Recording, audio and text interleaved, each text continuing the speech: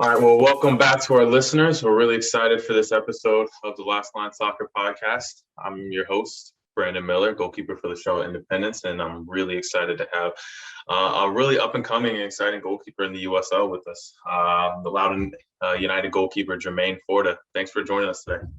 No worries at all.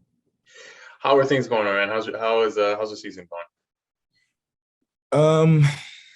Been a bit difficult in terms of results for the team and that kind of stuff. We're nowhere near where we wanted to be. When we had our outlook at the beginning of the season, kind of sat down and determined what we thought we could achieve and what we wanted to achieve and all that kind of stuff. We're not at we're not at that point, but from a personal standpoint, I thought I've done a decent job this season. It's been difficult, had some hard times, but I've I'm quite pleased with how I performed in a number of games. I definitely want to dive into that a little more. So I definitely, I've seen your season from afar. Obviously, we played against each other, and our teams have played a number of times. But I definitely want to dive into that a little bit more and talk a little bit more about mentality and going into training and preparing for games and things like that, and being a part of a team that's connected to an MLS club versus an independent club, and how things are different because you've experienced both. But I kind of want to start off for the listeners to understand and get to know you a little bit better. So let's talk about your journey a little bit. Where are you born? Where did you start playing soccer? How did you get, to where you are now at Loudoun United? Right. So, it's been a journey. I was born in England, and initially I didn't even like football. I didn't know anything about it. I didn't really care for it or anything like that. Football, being born in England. Yeah. I was kind of just not even interested in that kind of stuff, to be honest with you, just kind of lazy. And then, I actually started playing at the age of like 13. And that was just because my friend didn't have school one day. The couple of boys were playing and they were like, yeah, you should play. And I was kind of like, nah, I don't want to do that. Then they were like, look, go in goal. You haven't got to do anything. Just stand there. So I was like, all right, no problem. And then just made a few saves and I was like, hold on, this isn't bad. And then kind of went from there, got into playing football, played for a local club, 2 local clubs actually, and then eventually signed my first pro team, not on a pro contract, but with the academy of Loudoun town.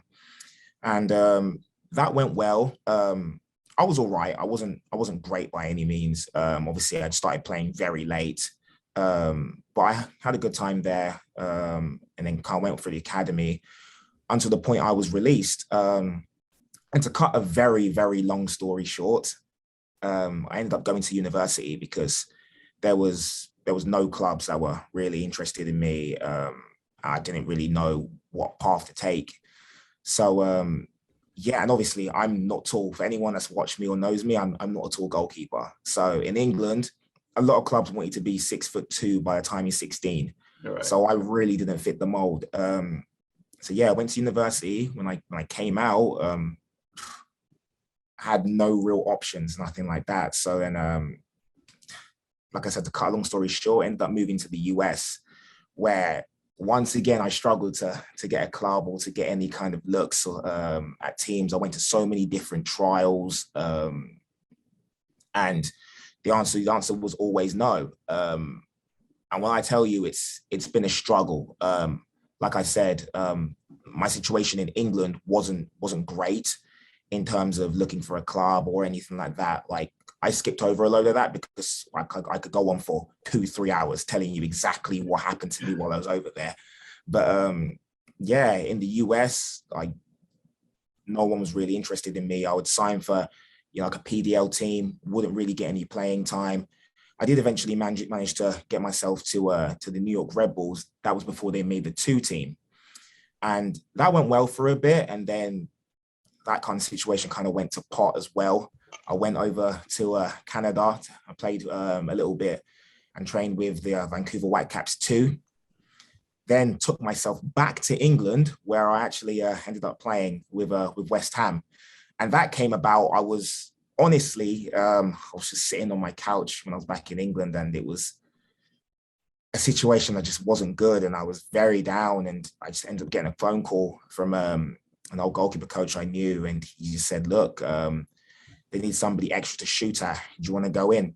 And I was like, yeah, why not? Well, got nothing else.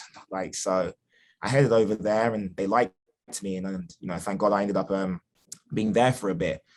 But that situation also kind of went to pot as well. So came back to the US and then, yeah, was just trying to go for trial after trial after trial, being told I'm too small, being told I'm not good enough with my feet, my hands, with whatever it was. And yeah, I was done. I was like, yeah, I can't do this anymore. I was 25 and I was like, I've been struggling for as long as I can remember to become a pro because I believed I could make it, you know. And obviously, like when you have a dream and you want to chase it and that kind of stuff, you know. So I tried to go for it, you know. And I spoke to my family, spoke to my wife, and they were like, hey, go for one more trial, like just go for one more and see what happens. And that's when, thank God, I ended up signing with El Paso. And that for me, like signing my first pro contract with them was like, that was mind blowing because, like I said, I was done, you know, and to be given the opportunity to someone to see, you know, what I could produce and what I could be, you know, and to give me that chance, that meant a lot to me. Albeit I didn't play much during my time there. I spent 2 seasons there, and I think I played altogether like 3 games. And even though that was the case, I'm grateful for the 3 games. You know, I learned a lot. I'm grateful to the staff. You know, like they pushed me, even though it was in training and not many games. They still pushed me, still challenged me to, you know, see what I could do. And eventually, my time there came to an end. And needless to say, there was kind of no interest in me at all. Yeah, if I'm to be blunt, most people wouldn't even spit in my direction.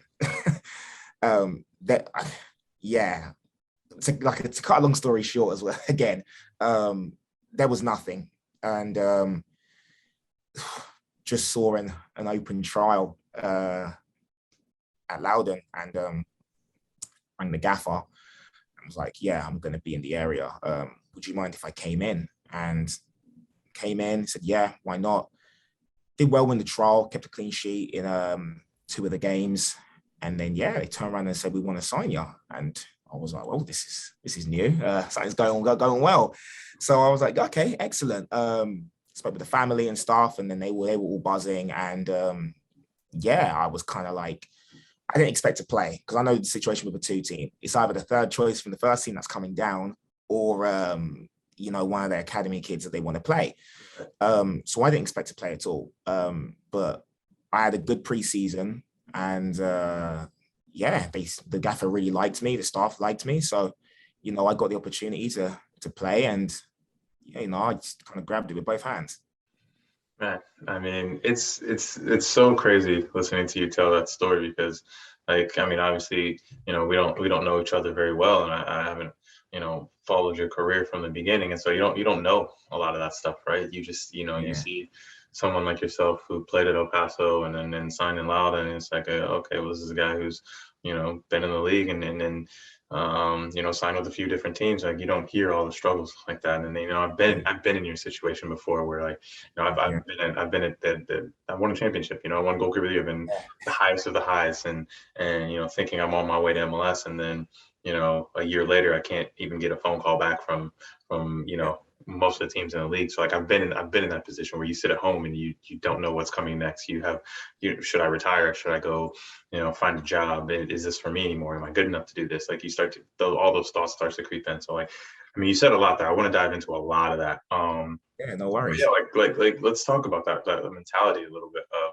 you know, you say you've been on trial after trial and you know, you get no after no. Like I've never been in a situation where like I've been on trial maybe like one time, and that was when in like I contracted in Rochester, and a new coach came in, and he basically wanted to see, a bunch of the players who were coming back and so, Right. it was a trial, and I felt that pressure a little bit, but it was kind of like I knew that I was most likely going to stay there. And so I've never like been to a combine and had to showcase my skills or been on trial and be really unsure of like, hey, if this contract doesn't work out, where am I going to go next? Like, and so like, talk a little bit about that mentality and like how you kept going after hearing so many no's and whether you're performing well or not, like not getting the opportunity that you were hoping for. Yeah, no, it's tough. It's tough. And it's like, I still remember when I went to my first trial. It's like, you don't know what to expect. So I kind of believed in my mind, I was like, if I go there and just put on a good performance, it's going to be click of the fingers, yes. Like, so I'm a conch. And it didn't work out like that at all. I get there and there's like 200 people and all that kind of stuff. And the coaches aren't really looking. And it's just an open trial, or are you talking? Yeah, like, this was an open trial. And it's like, I'm like, wow, okay, hold on a sec. Like, I pictured this a lot different in my mind. And the things, you can stand out at these things. But a lot of the time, it really doesn't matter, because a lot of the time, the coaches already know who they want prior to you even turning up, And it's tough. I've been to well over 12, 13, 14 different trials, open and closed. And it's difficult. I mean, after the fourth and fifth one, when you're hearing no, it's crazy. You go back and you have so many different thoughts. Oh, maybe the coach is biased, or maybe I'm not as good as I think I am, or maybe I just didn't perform, or maybe this, or maybe that. And you start questioning yourself and questioning all these things and playing little scenarios in your head, just trying to find a reason as to why it hasn't happened so far, and it's tough to pick yourself up, because it's like you do the 2 days or 3 days or whatever it is at one of these trials, and you give it everything. You pay your money to obviously get into the trial. You pay your money to travel. You pay your money for the hotel, for food, for all that kind of stuff. None of it's done for you, and you go and you just want to be given the opportunity a real opportunity to show what you can do. So you've got all these thoughts in your mind even before you turn up there. It's like, I really need to perform, because when you leave, and you obviously leave and you speak to your family and all that kind of stuff, and you tell them, yeah, I'm going for this, and hopefully I'll come back with some good news and all that kind of stuff. And it's tough, like it's not easy at all. And then especially when you've done well, because like as a human being, we can sugarcoat it and you can buffer it up however you want, but when you've played well and when you haven't. Like, you can throw all these excuses about being biased, but deep down that I've done well or I haven't. Right. And so it's tough when you've done well and you still get, hey, sorry, you're not the one for us, or you're way too small, or whatever it may be, and then it's just like, it's like a knockback after a knockback, and it's like, you think to yourself, there's only so many of these I can take. Like, there's only so many times I can be knocked down. But then that's when you really have to dig in, and think to yourself, okay, so I'm at this point. Do I want to keep going? And if I do, how do I pick myself up again? And I'm Christian, so I turn to God, when that situation, when I get into that kind of situation, and I'm kind of just like dig my heels in and say, nah, I'm here for the long haul. Like, I'm here to stay, so I'm gonna dust myself off, I'm gonna reevaluate, and I'm gonna go again, and I did that many, many times. And it's like, I did look at that, what was it, that quote that did say, like, doing the same thing over and over again is insanity. Right. So I sat there and thought to myself, well, maybe I'm insane then. Or maybe I'm completely insane, but for some reason I believe it, and I believe it's gonna happen. So you just have to have that real tough mentality, and you have to be honest with yourself, because I did sit down and I would watch some of my, clips that I'd made myself, and I didn't have much game footage because obviously I was still trialing. So the videos that you get from these trials, I'd sit down and I'd look at them, And I'd look at other professionals and I'd say, tick this off and tick that off. Well, I can do that and he can do that. Okay, tick that off. Okay, well, I don't do this as well. I'll go back to the drawing board and I'll work on that. And I would tick it off and say, and just kind of really like evaluate myself and say, no, you know what, I think I am ready. And I'd go again. And then I'd get the knockback, and then it's just a case of bringing yourself back, calming yourself down after you're angry or whatever you are, and then going back to the drawing board and going again. So yeah, you have to be perseverant. Like you have to persevere. And like I said, I was honest with myself. I thought to myself, I genuinely have the ability to do it. And if I didn't believe I did, I would have packed it in.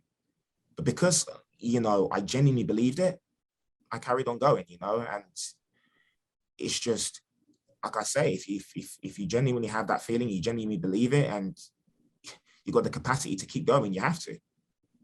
Yeah, I mean, I don't think that you can be successful, especially in the USL, without having that one, being brutally honest with yourself, right? Like, am I good enough for this level? Am I good enough to do this? And then having that unwavering belief of like, yeah, I can do this, because it's such a crapshoot at times. Like I tell people this all the time. It's like, you just got to impress one coach. You can impress one coach and you can have a career. You can have a very good career, right? But you got to find that one coach, and it may take you 3 or 4 different teams where, like, you sign with, say, an El Paso, and they didn't rate you as highly, but then you sign with another team, and you see with yourself, you didn't play as much in El Paso, but now you're playing and starting on a consistent basis in Loudoun. Like it takes one coach that rates you and wants to see you do well. But it's tough because, like, you talk about trials and open trials and things like that, and it's, I feel like there's a lot of guys that go into it like, an open trial where there's 200 people and like, yeah, I'm going to be the one that stands out. And I don't want to shoot anyone's dreams down. Like, you absolutely have to go into that with that belief that, hey, I'm going to do well, I'm going to perform. But it's so tough because, like you said, that a lot of times, especially at the USL level, like, there's teams just do it to make money, right? As opposed to actually looking for diamonds in the rough in town. Like there are definitely players that come out of open tryouts and earn contracts and then turn into starters and go up higher levels, right? But the numbers are so low on that, and it's just tough because I hate to see guys go into that and then they get a no, and then it's like, well, you know what? Let me go try something else. Where it's like that unwavering belief, like, you know what? Maybe I didn't perform today. Maybe it was just a bad day, or maybe I did perform well, and this just wasn't the team for me. I'm an attacking mid. I play the number 10 role, and they've already got three 10s signed to their team. Like, that's not something that's not the place for me. But that doesn't mean I'm not good enough to do this. And so it's like, you gotta have that mentality and that belief in order to be successful at any level. Because, like, if you don't believe in yourself, then who's going to? So exactly. It's just tough. But I want to talk a little bit about your journey over to America. Like, why did you make that decision to come over here? Because I know you said you signed with Loudoun Town on an academy contract. And I still let's dive into that a little bit, because I've been a little hazy on that in terms of, like, when you sign as an academy player, obviously you want to work your way up to the first team, but like as an academy player, are you still making money? Are you still I mean, obviously you're playing at a high level, but like, are you considered professional, or you're pre-professional? Like, what is that journey like? Right. So you're not quite considered professional. So the way, I'm not sure too well how it works in the US, but the way it works in England is you get your academy contract, and that's till you're 16. And then from 16 to 18, you get your youth contract. And then at 18, they decide, are you a pro? So that can be done earlier. You can get that at 17, 16. The kids who like excel in their class, and then these kids you can sign them early. So you do to your 16, and then we call it like a scholarship. They call it.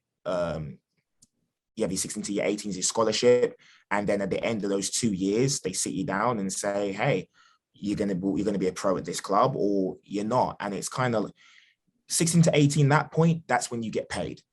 Each club is different. I'm assuming the scholars at Man City are getting paid whatever, whereas the scholars at Luton Town really weren't making much. I'd venture to say it's like £150 you're probably making a week. Whereas like I said, Man City, they're probably making 1,500 or more, you know. And it's always, you're always looking to the next step. If you're on an academy contract, you're one of the 16s, you're always looking, can I get a scholar? You know, can I perform enough to impress them to be on the youth team? And when you've made the youth team, that's a huge step, because that's when they're really looking at you. You know, that's when they're really deciding, okay, so our first team has 3 left wingers, but only 1 right winger. Okay, we've got a kid in the youth team he's promising. So they're really keeping an eye on you and that kind of stuff. So yeah, when you get to that point, it's kind of like everyone thinks they're going to be a big pro. Like everyone thinks they're going to be the next big thing once you hit that point. And then it's like, for some people, reality hits. And for me, like reality hit. Reality hit. I think for me, one of the worst experiences I ever had in football was being released young.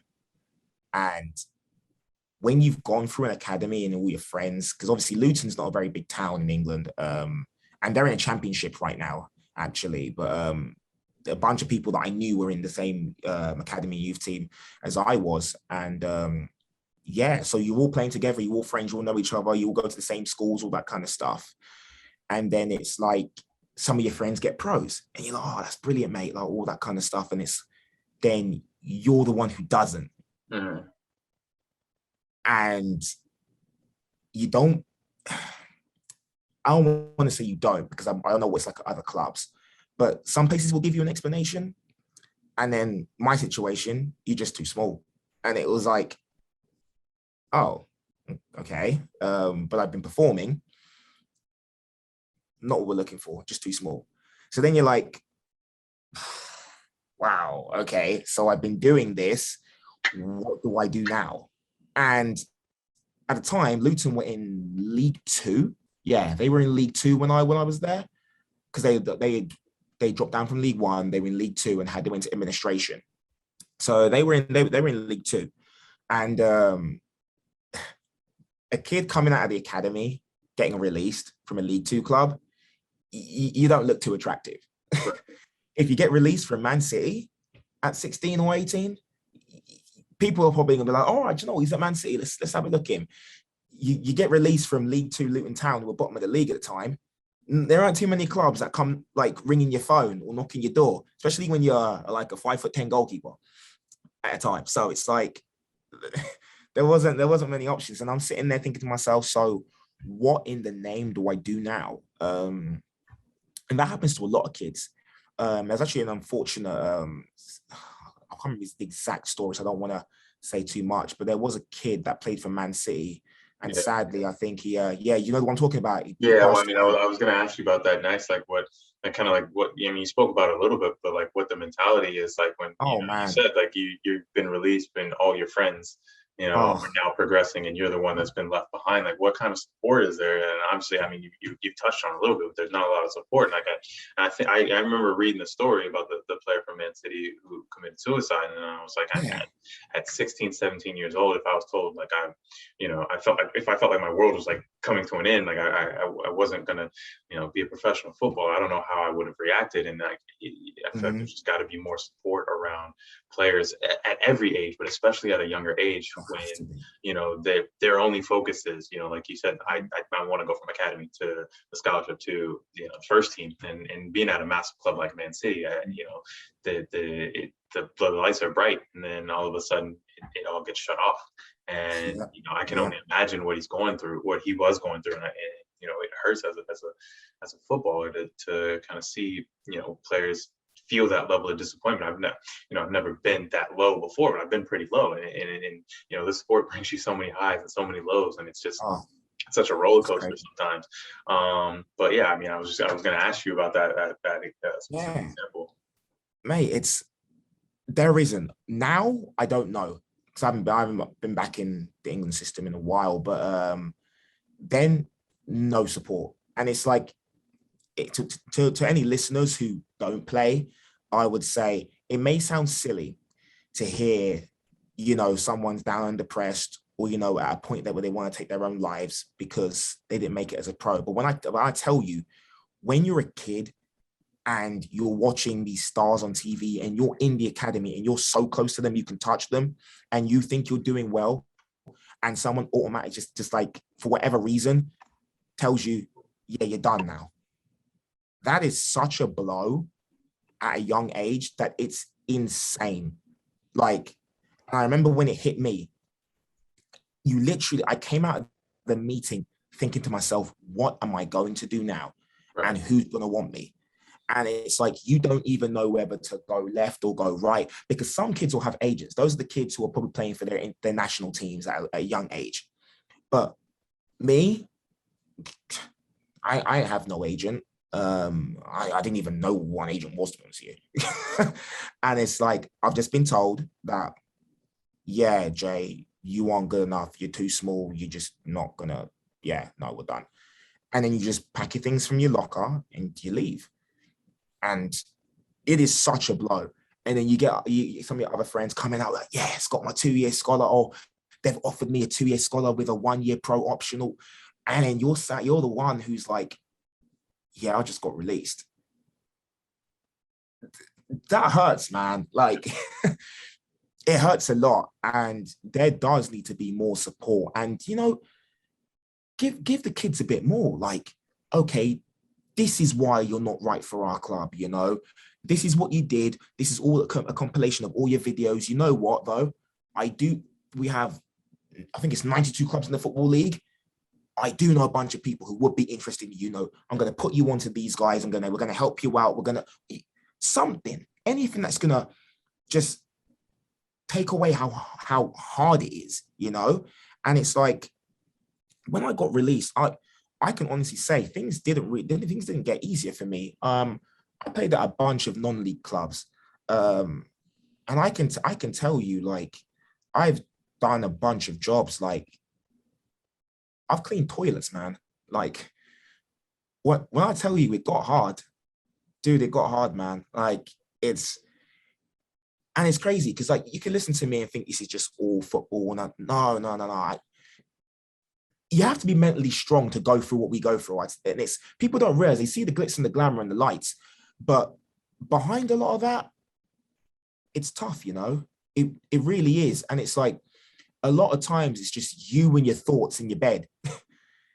You know, whether you've had a bad game or, you know, you've had a worldie and you want to go back and look at the game. It's a lot of time, it's just you and your thoughts. And especially being a young kid at that time, it's difficult. So there does need to, like I said before, there does need to be a lot more support for kids who get released. You can't just release them and then just leave them to their own devices.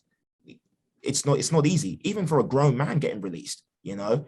And obviously when you're older, you have agents and that kind of stuff, like, but it's not easy, man. So yeah, like, that's what I would say.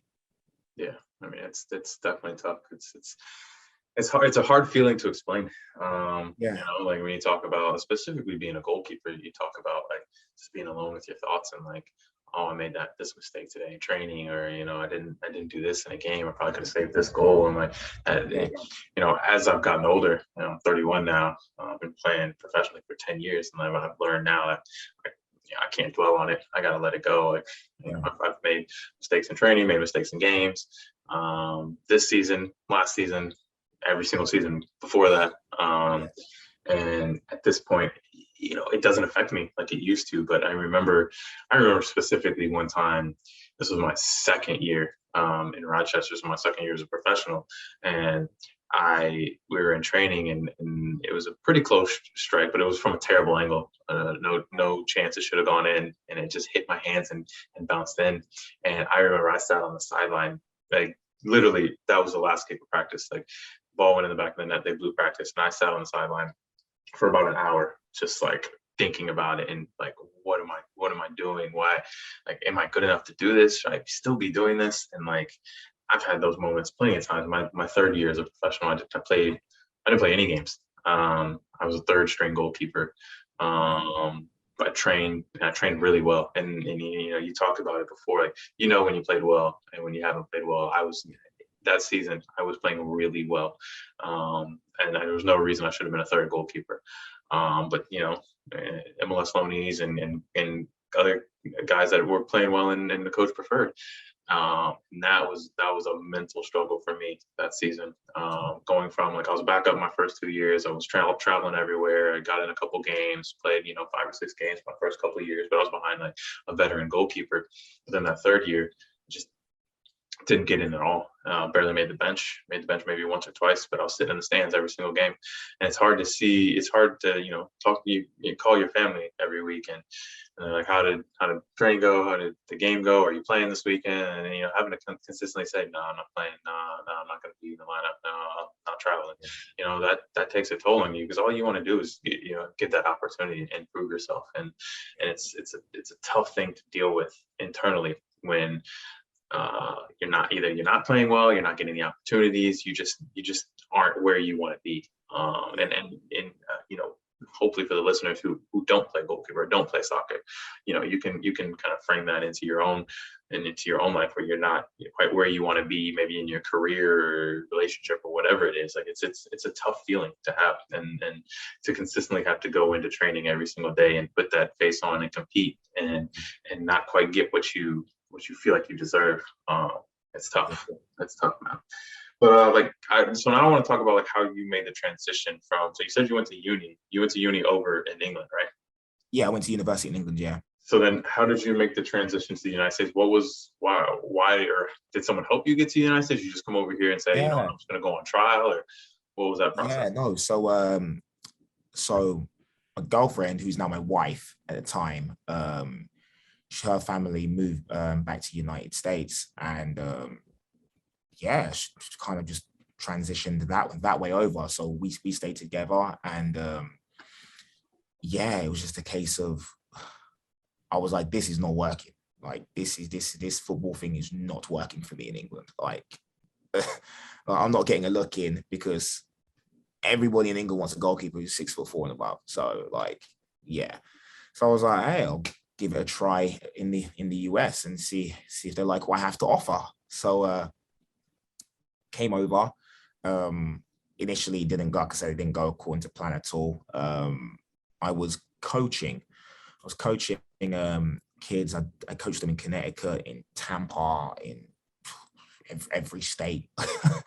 And I was just trying to look for an opportunity in the meantime while I was coaching. And that was difficult. I was still going to trials, obviously, while I was coaching kids as well. And then, just sending emails. And that was kind of how I transitioned over to the US. I just kind of did a bunch of research before I came over as well of the teams and, kind of how the outlook of how things were over here.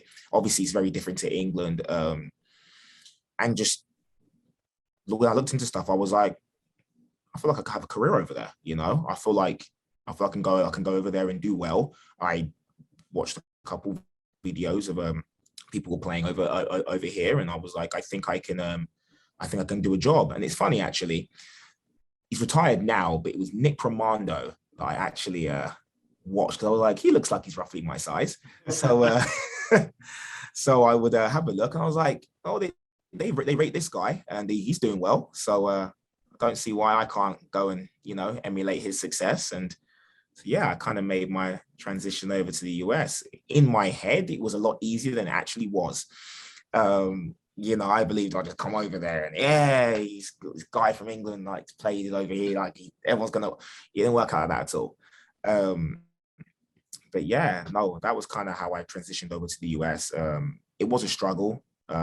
Most of my trials at different teams and open trials and stuff like that were over here in the US.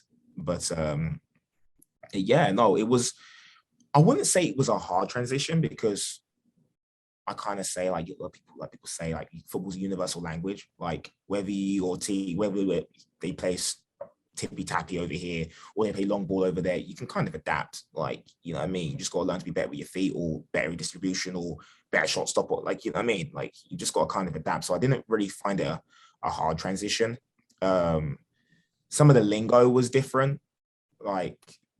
some of the things you say, you say like step and press and all that kind of stuff. Like they say slightly different things over here, and so I obviously had to just learn what meant what. But other than that, I thought it was a pretty easy transition, to be honest.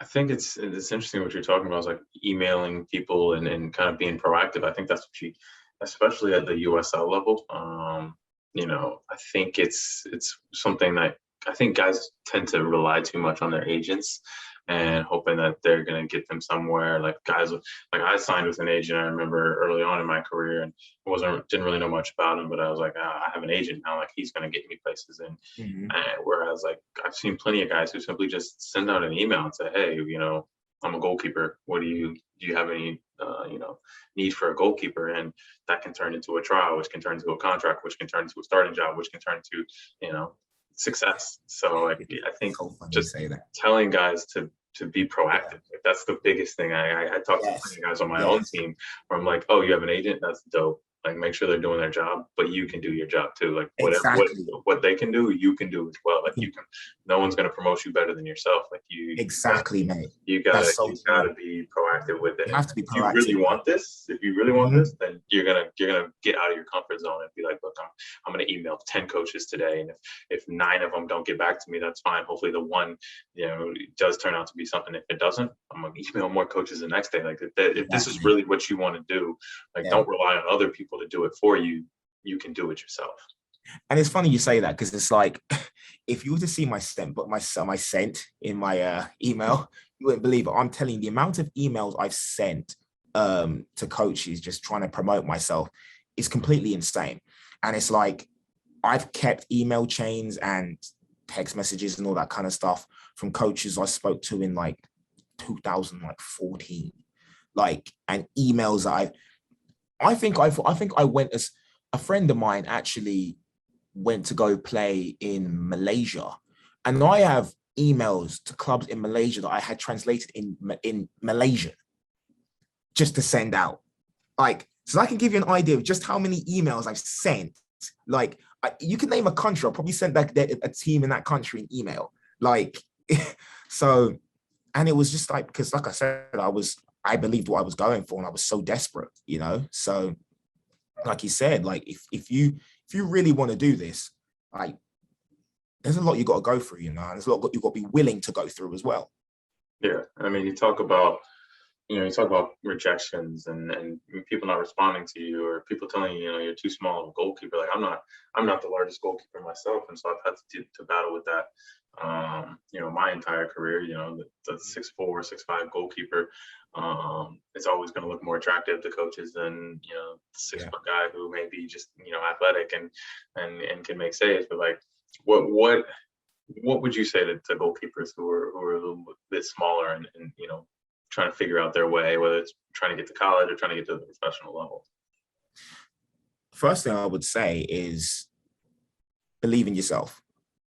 Believe in yourself. Don't listen to the typical what the typical idea of a goalkeeper is, a big 6'4" guy or whatever. Work on what you can control. We can control how good we are with our feet, our distribution and that kind of stuff. If you're going to be a small goalkeeper, I can imagine you've got a level of explosiveness to you. So work on your shot stopping, work on your shot stopping, work on your feet, work with what you have. Because that's why I had to accept I'm never going to be 6'2", 6'4". And I had to, when I finally able to accept that, I was like, well, I'm not 6'2", 6'4", but I am going to be the best distributor of the ball. But I am going to be the best shot stopper. I'm going to be able to read the ball perfectly in the air. So when I come for it, I get it, and that's what I would say. That's what I would say. Believe in yourself, and recognize your shortcomings and work on them. Don't take the typical "I'm not big," so no, it doesn't work like that. Like you said, it only takes impressing one coach for you to have a career. So work on these shortcomings and just keep pressing on, because I don't see that. I personally don't see it as anything that someone who's taller as a goalkeeper can do that we can't do.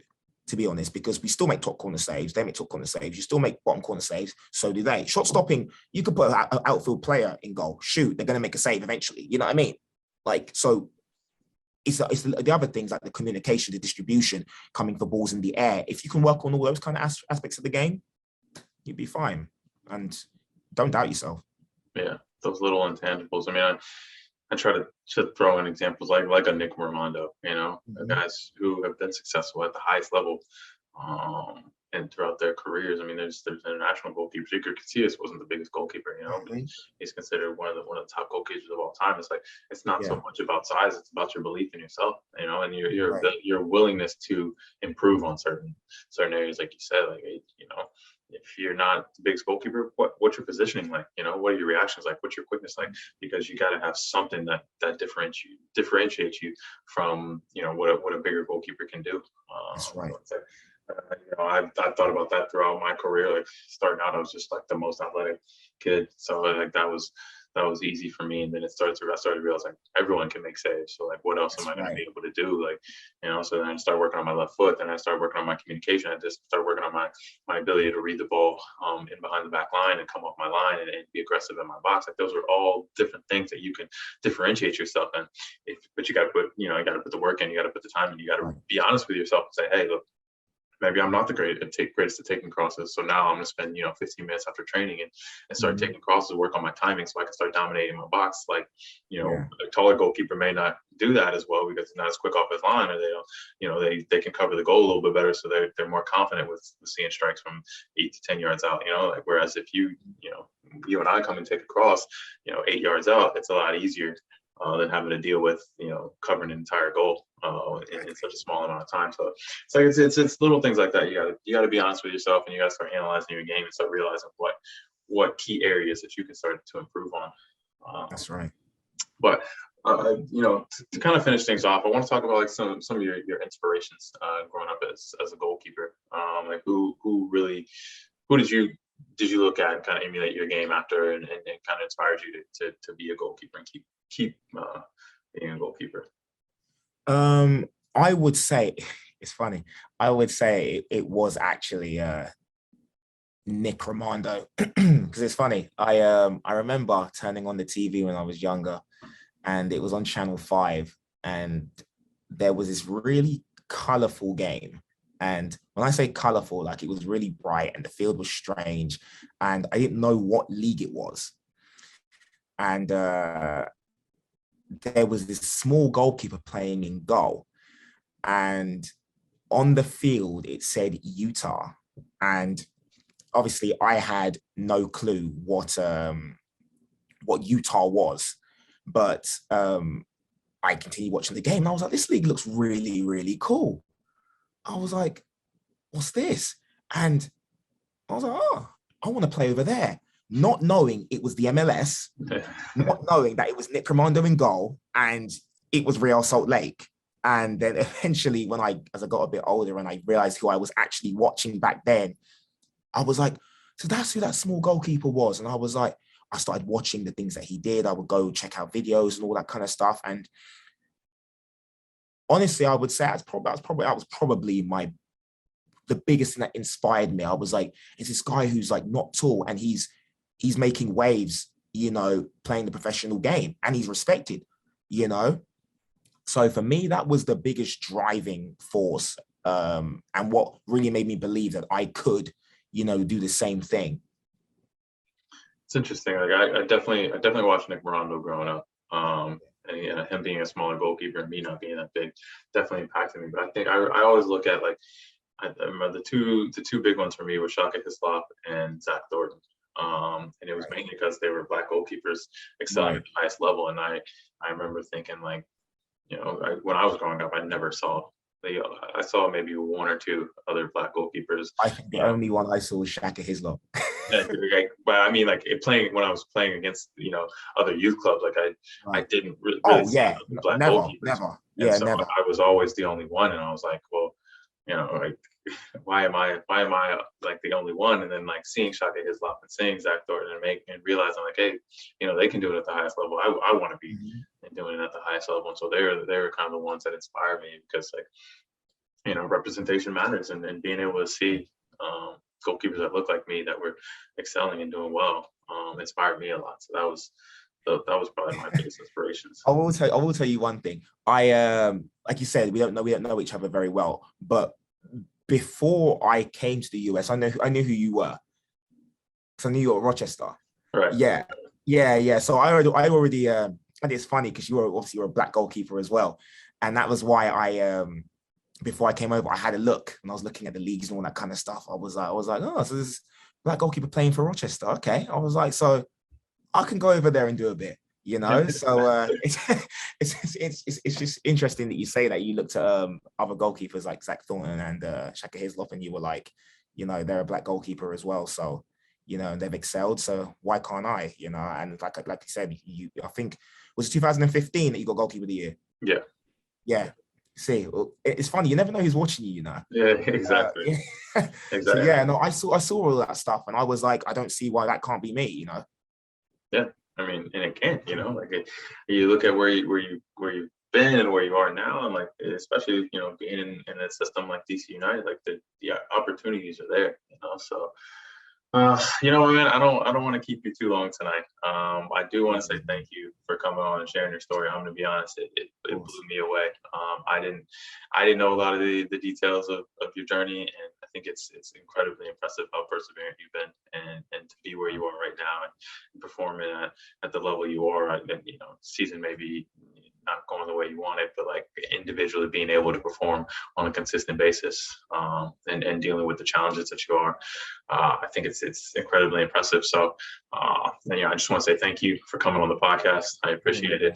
Sharing your knowledge and your wisdom with our listeners. Hopefully, they'll take something from this and learn. And you're the next goalkeeper that's gonna inspire the next generation. So, I appreciate you coming on. We'll definitely catch up sometime soon. We'll play again soon, so we'll definitely catch up then. But thanks for joining the podcast. And if there's last thing you want to say to the listeners, go right ahead. Yeah, one last thing I would say. I'm sure I'm not the only story, or I'm sure there's other guys or girls that are trying to make it, and they're probably gone through similar or harder things than I went through. But all I would say is take a step back, evaluate, look into your game, that kind of stuff. Believe in yourself and keep going. Don't doubt yourself. If you genuinely have that dream and you want to keep going, don't doubt yourself, because keep pounding the rock. Eventually, it'll break. It's a great message, and hopefully our listeners will take that to heart and heed that insight. But to our listeners, another great episode. Thank you guys for listening. If you're watching on YouTube, thank you for watching, and we'll catch you guys again soon.